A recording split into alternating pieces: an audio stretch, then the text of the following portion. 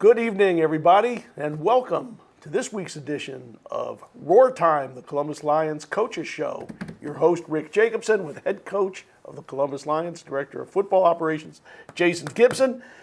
And Jason had a little bit enough of, maybe too much, of the Carolina Cobras the last couple of weeks.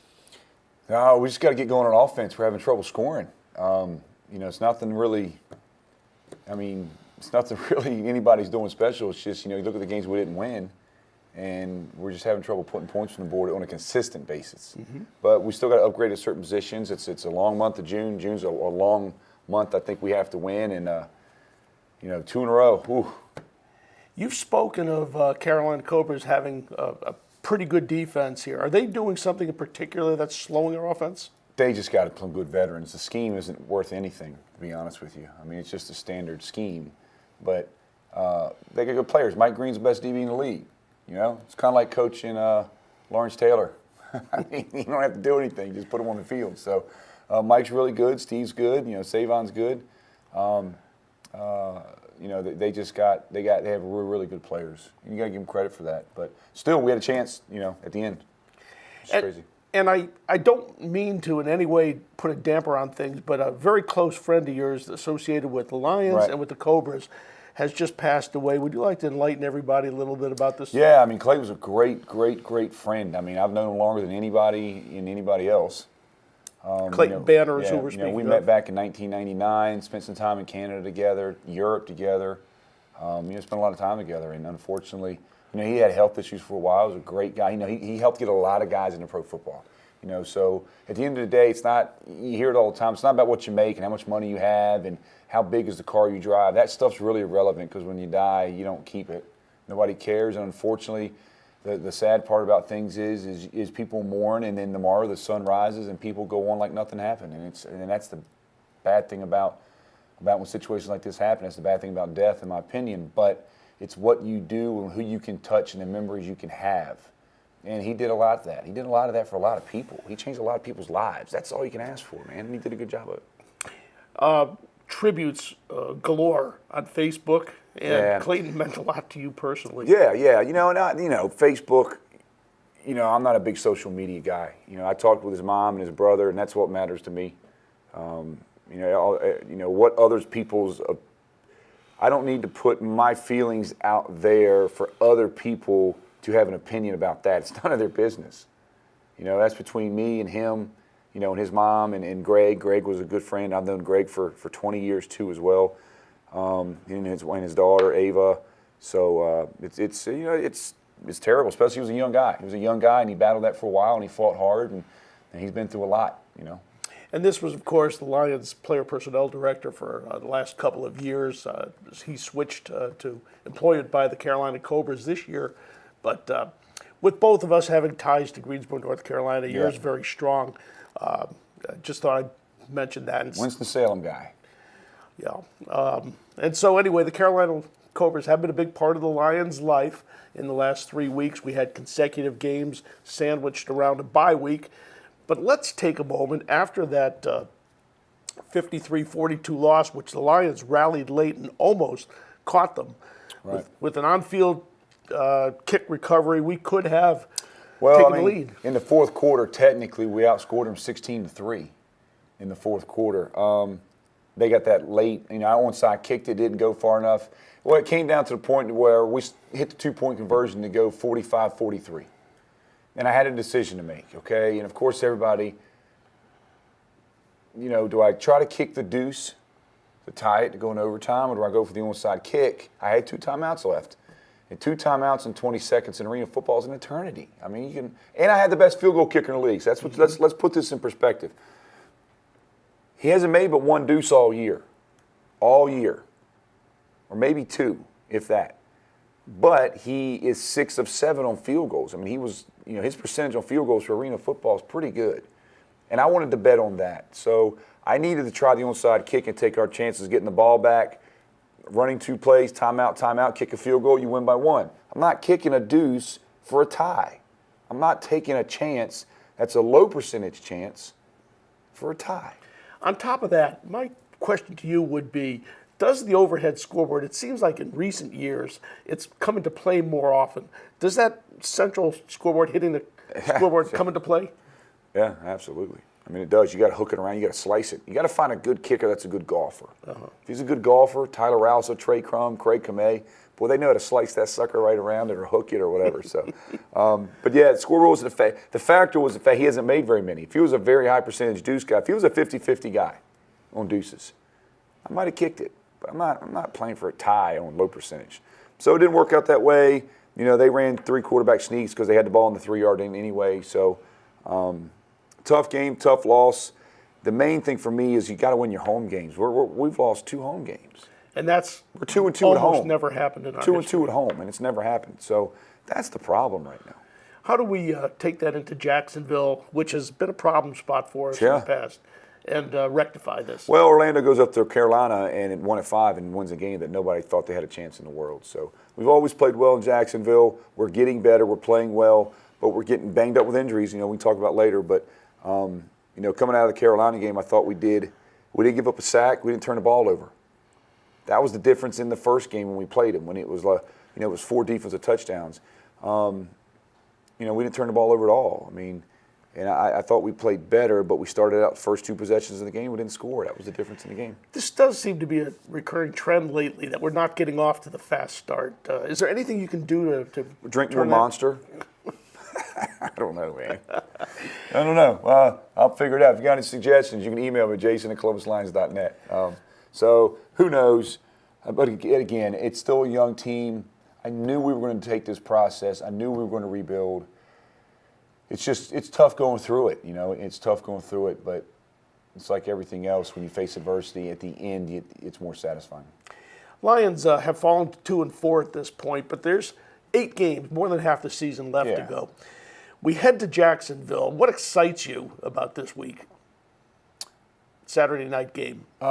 Just playing a good game. I love playing good teams. First place team, everybody's writing you off. You have nothing to lose. I'd rather be the first. I'd rather be the bottom coming up because you have nothing to lose, than be up there knowing that if you're the number 1 team and you lose, it's an embarrassment. That to me is a bigger loss than it is for us. So it's kind of fun coming up from the bottom. It doesn't bother me none.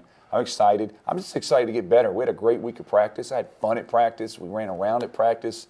Oh, my gosh, it was hot. It was over 100 yesterday, folks. But that's a good thing. The guys didn't whine about it, and you run around in the heat, and you get used to it. Then when you go inside, it gets you in better shape.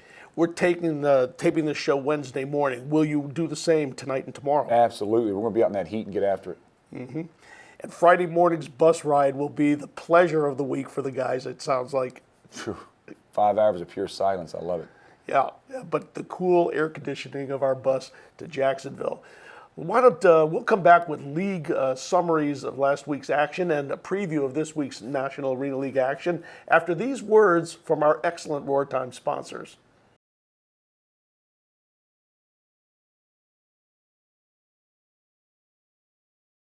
USAA gives me the peace of mind and the security just like the Marines did. At one point I did change to a different company with car insurance and I was not happy with the customer service. We have switched back over and we feel like we're back home now. We're the Williams family and we're USAA members for life. Don't you buy no ugly truck. Get the Rivertown Buick GMC. Get 0% financing for 72 months on new GMCs. Get out that ugly truck and into this. New Sierra 2500 HD with 0% 60-month financing. Tell them where, Smack. Rivertown Buick GMC. Rivertown Auto Mall on Whittlesey Road in Columbus. RivertownBuickGMC.com. Don't you buy no ugly truck. Thanks, Dr. J. My back feels so much better. Now tell me where I can go for my headaches. Really? You don't need to go anywhere else. That's what we do. Well, what about my shoulder? That's what we do. Pinched nerve? That's what we do. Well, what about disc problems? That's what we do. Sciatica? With almost 500,000 patient visits over the last 34 years, don't just take my word for it. Ask a friend. Call Dr. J. Broadwin and Associates today. Welcome back, folks, to Roar Time, Columbus Lions Coaches Show. And having just come from commercial break, head coach Jason Gibson's going to enthrall us with some recaps of some of our other advertisers. You know, if you keep using words like that, I don't know. I want to leave this show. All right. I love reading these copies, and I ate here yesterday. Jordan's Girls Gourmet Dogs. Favorite eating spot of the Lions. Home of the Lions Big Dog. Half-pound Black Angus beef. Whole or scrambled. Covered with chili, mustard, coleslaw, and onions. She's on the corner of 8th and Veterans Parkway. She's open Mondays through Fridays 11 to 5, Saturdays 11 to 4. Make sure you get down and see it. I think I had the chili dog yesterday. It was great. Sprague Supply. Fax access to inventory of over 400,000 parts. ASE certified parts specialists, always ready to help. It's no wonder why so many do-it-yourselfers count on Napa Auto Parts to keep them running. You can order us by phone or visit 3 of their locations on Columbus at Alexander Street, Phoenix City on the 280 bypass, and Auburn on Opelika Road, and also Motors Acceptance Corporation, 1-800-NEW-RATE. Easy known to remember. Are you trapped in a title pawn? Lower your interest rates. Lower your payments. Get up to $1,000 in cash with the Motor Acceptance in Columbus, Georgia. Just call 1-800-NEW-RATE. And one more, watch for a special Air Force Reserve induction ceremony at halftime. Air Force Reserve recruiting sponsors of Pass the Pigskin, the defensive player of the game for the last 2 seasons. Reminds me that I do need to call the Air Force Reserve and set that up. We'll have last year we had a great induction ceremony, about 15 recruits, and Colonel Butler, Tom Butler. I wanted to be a pilot.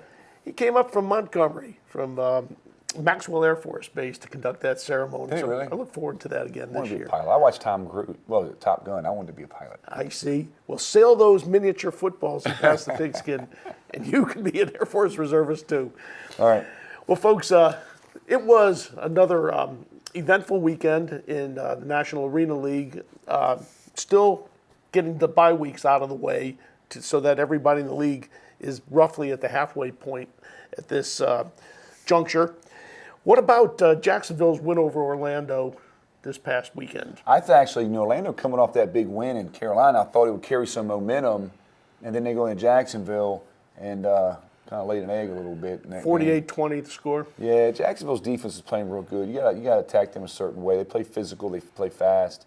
So, but yeah, that was a good game. It was, I thought Orlando was going to kind of come out of that one, but apparently they didn't. So. Jonathan Bain still having that good year at QB? Well, yeah, he's doing well. He played. Everybody thought he had an MCL or a sprained knee or something. He winds up playing and doing a good job. And that was a good game, and I think that kind of dug the hole for Orlando for the season. I think that's a tough hole that it's going to be hard for them to get out of, sitting at 2-6. 2-6. We'll recap the standings briefly, but first up, in as much as the Lions and Carolina Cobras played twice in 3 weeks, so did the Massachusetts Pirates and New York Streets. And again, a repeat performance to some extent. Streets are going the wrong way. I think I'm not sure they're staying. I think they're 3-3. Are they 3-3? We've got that. Yes, that's correct. Yeah. So I think they've lost 3 in a row. So. They're struggling right now. Mass is getting hot. Mass added some players. It's just a matter of time for that team to start clicking. We got Mass 2 more times. And soon. And back-to-back again, like everything else. So that's going to tell the season for us. That's going to be a separation game for us. That's 2 games that we got to win to get us in the playoffs. Are you viewing this next 3 games, where we go to Jacksonville, White Plains, New York, Worcester, Massachusetts, in consecutive weekends? Do you view that as a package deal that we have to win 2 out of 3 or something? 2 out of 3 minimum. 1 out of 2, I think 1 out of 2 is going to tank us for the season. Mm-hmm. I mean, the whole month of June. I got to come out of the month of June with a winning record. We got 5 games in June. We need to be a minimum 3-2. I just need to get in playoffs. That's all I care about. And but to lose the month of June would be tough. Quick glance at the NAL standings shows that the Jacksonville Sharks are the only team that has lost only once. Bit of a surprise, especially the way they came out of the gate on opening night. Right behind them on their heels, Carolina Cobras at 5-2, a half game back. New York Streets with the 3-3 record are third place, 2 back, with the Massachusetts Pirates 3-4 just behind them. Columbus is currently in 5th, 3 games out, not too far to come back from by any means, and Orlando holds up the rear at 2-6. So you alluded to injuries, and I know you can't say everything about them, but what can you tell us that's relevant? JT Surratt might be out, with an injury. We're going to find out. We'll see. I got some guys banged up, and we haven't hit the stretch run yet. That's what's scary. That's what I've been trying to tell these guys. And so And on top of that, the XFL Football League by Vince McMahon is having tryouts all across the country every Saturday in June. And about 4 of our players will be in those tryouts, staggered. And I'm finding out about it, which is good for them. And I'm not sure what's going to happen to the other teams, but we're going to be missing some key players in 3 consecutive weeks in June. Now, will you reload with the full roster, the 3 guys you have that are not on the active roster, or will you go outside that group? Just depends on what we have and how they're playing. We've got guys on that inactive roster that we can use, but they got to step up. That's what the opportunity's for. Mm-hmm. And meanwhile, the offensive line, you talked about it last week, a little bit change in strategy with the A.J. Harmon injury. Yep, and it worked because Carolina didn't get a sack. Not one. I don't think they touched quarterback but once all night. And Ronnie Barrow back in an offensive line role? Well, a couple things helped with that. Ronnie back at center. Petway had a great game. 2 touchdowns at fullback, and that kind of eased up the pass rush a little bit. So offensive line-wise, Hester played better. He played better. And he's a local kid. He's a young kid. And that's what I enjoy about the game, is trying to find those guys and develop him. Hopefully one day he'll be a mainstay name that people are like, oh, you got Austin Hester. They can't all start out as all-stars. They got to start somewhere. One thing that I find impressive in the evening, particularly Monday evening, I call it Lions University. You have the offense in one room of our office, the defense in another, lights out, intense film study. Do you feel like everybody does this, or it seems? They should. I'm pretty sure they do. I don't know if I do it enough, to be honest. I think we're so busy with operations and all the stuff that you and I do, and sometimes I feel like I could do more film study. I'd like to be in there at least 3 days a week if we could, but we can't. It's just tough trying to get outside and practice. So, when the players have the pads on and in this heat 3 days a week, do you find that they're particularly studious on the night you do have them in for film review? Watching film's hard. As a coach, it's easy. As a player, it's boring. I've been a player. You sit there and you're driving back and your head's bobbing and the coach is going over the same play 10 times. You're like, yeah, coach. I've been there, man. I know. But you got to do it. You got to push through it. And, I could watch film all day, man. I can watch film all day for 8 hours. I'm not lying. I could watch film for 8 hours a day, every day, and find something and enjoy it. But the problem is I'll start doing that in the mornings, and I'll turn around, and it's almost 4 in the afternoon, and we got to go to practice or something with operations happens. So, before we go to the next commercial break, I think it would be instructive and enlightening to tell the fans how the induction ceremony went for our first Hall of a Ring of Honor. I thought it was great. The banner looks great. Justin was there. He gave a pregame locker room speech. He had a lot of the old ex-teammates were there. For the first time we were doing it, I thought Maggie put together a great production. I was in the arena last night looking at his banner. I thought I'm excited to get, who's next and really plan it out next year and get all the Lions players there. And what a great night it was, and I was happy for him.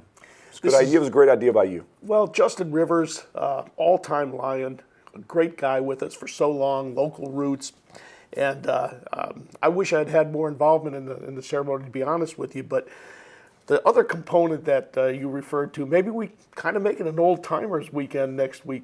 I grew up with Joe DiMaggio coming out at age 68 or whatever at Yankee Stadium, and to me, the heroes, the legends that maybe you were too young to watch during we should have a Lions great halftime flag football game. It's going to be something like that. That'd be fun. Yeah. Good. Well, with that, Ring of Honor, and I'm going to try to talk you into possibly doing something again before this season's out, but annually that will become a trademark, I think, right, on the level of our Cancer Awareness Night and our perhaps our Military Appreciation Night. And that would give us another cornerstone to not only attract fans, but have a lot of fun every year, right, honor the Lions legends of 13 years past. Okay, let's go to commercial break. We got some more football to talk about when we get back on Roar Time. Hi, I'm Charles. And I'm Tony with Midas here in Columbus, Georgia. Did you know that 84,000 people in the Chattahoochee Valley go hungry every day? So we've partnered with Feeding the Valley Food Bank here in Columbus, Georgia. Every oil change feeds up to 5 people, or you can drop off food donations at either one of our locations. Together we can drive out hunger. Come visit us at either one of our Columbus locations. We're located at 315 13th Street or 1631 Manchester Expressway. Welcome to the Columbus campus of Georgia Military College. At GMC Columbus, students participate in community events, community service, and student activities. Join the excitement at GMC Columbus, a college for its community. Apply today at gmc.edu. Every day, men and women from communities across this nation serve as Reserve Citizen Airmen. I am proud to defend our nation. Proud to be part of a team that helps make a difference. I'm proud to be part of something larger than me and to serve my country. We celebrate those who have served and those who are proudly serving in the Air Force Reserve. Our mission is to fly, fight, and win in air, space, and cyberspace. And I am proud to be a member. I am proud to protect our... Proud to serve in the U.S. Air Force Reserve. Well, folks, final leg of this week's Roar Time. I'm Rick Jacobson, head coach Jason Gibson of the Columbus Lions, and he's going to wrap up a few advertiser tributes for Roar Time. Love them reading the copies. Texas Roadhouse. The players love this place, just by the way. They love it. Home of the fall off the bone ribs, hearty hand-cut steaks, ice-cold beer, legendary margaritas at 2970 North Lake Parkway. Favorite eating spot of the Lions players, and the Overby Company Shred-Away, longtime copier and printer supplier of the Lions office staff at 3 locations. Shred-Away document, shredding and storage, protect your business the best way. And Midas of Columbus, located downtown at 13th Street and Veterans, 1631 on Manchester Expressway. Every touchdown is a Midas of Columbus touchdown. Trust the Midas touch. Make sure we also talk about our additional sponsors. We are All-State Insurance, good hands. Sean McGarity, B&B Beverage, Dr. J. Broadwin, Cheetah Bail Bonds and Smith Stations, Collision Surgeons, Georgia Military College, Golden Corral, Rivertown GMC, Sprague Supplies, we talked about them, and obviously USAA. And with that reference to Midas Columbus, let's get into our 5 plays of the week / players of the week, and lead it off with the Midas of Columbus player of the game. Who'd you pick, Coach? I picked Bones Magante. Bones had a pretty good game. He had a ton of all-purpose yards, but he had 6 catches for 32 yards and 3 touchdowns. So every other catch he made was a touchdown. It was pretty big in the game. The 2 touchdown catches he made, they were all spectacular plays. And congratulations, Bones. I didn't get to see it. Any spectacular post-play dives or bows? No, not this time. Yeah, Bones is a little bit on the has some flair, shall we say. Yes, he does. He makes a good play. Takes us to the All-State Insurance, Sean McGarry Agency. Good hands catch of the game. Andre Walker, the tight end. There was a 3rd and 10 play. We pitched it to him. He caught it, run down the field, switched arms. Anytime you get a tight end catching a pass, I'm going to give the award to him, just letting you know. So he wins the Sean McGarry All-State Good Hands catch of the game. Interesting to hear that, because I had not recalled an offensive lineman getting a pass completion yet this year. Was this the first? First one. We've been waiting all year. Okay. A little bubble pass near the goal line is always one of my favorites. Next up, Air Force Reserve Defensive Player of the Game. Shadow Finnick. I thought Shadow held them guys pretty in lockdown. He did a good job making some plays. They made some great catches and throws, is what you have to do in arena football to win. He was draped all over people. Shadow continues to be one of the top DBs in the league, and another UGA guy. The Gang of 5, UGA. Yeah, I'm working on him. Fourth up would be the Sprague Supply Napa Parts Distributor, Offensive Player of the Game. Cameron Petway out of Auburn, running back, 11 carries, 30 yards. Anytime you get yardage in an arena league, you need to double it because of the size of the field. So he had 11 carries, 30 yards, 2 touchdowns, and he also had a catch. I want to say, he had a receiving catch for another 16 yards. He had almost 50 yards of offense from a fullback with 2 touchdowns. That's the kind of production that we were looking for to add to the offense with Bones, with Sanders McCullum, with Paris Mack. So we got to start getting that thing really clicking, but that's a good job by Cameron. And how are his blocking skills? Good, no sacks. Excellent. So that's the change in the offense of running game, the blocking and running scheme, a little bit more prevalent this week. Anything else you want to say about defensive performances? Maybe a special teams player that impressed you? Not yet. We made a couple tackles downfield on kickoff team, but we got to pick up. We got to score a little more points on special teams. We're working on that and trying to get that fixed. We didn't get the onside kick. We did miss a field goal. We didn't hit any deuces, so it wasn't a great game all the way around. But Blake's a good kicker. He'll keep working hard, and we'll keep bringing people in to push them, and that's just part of the business.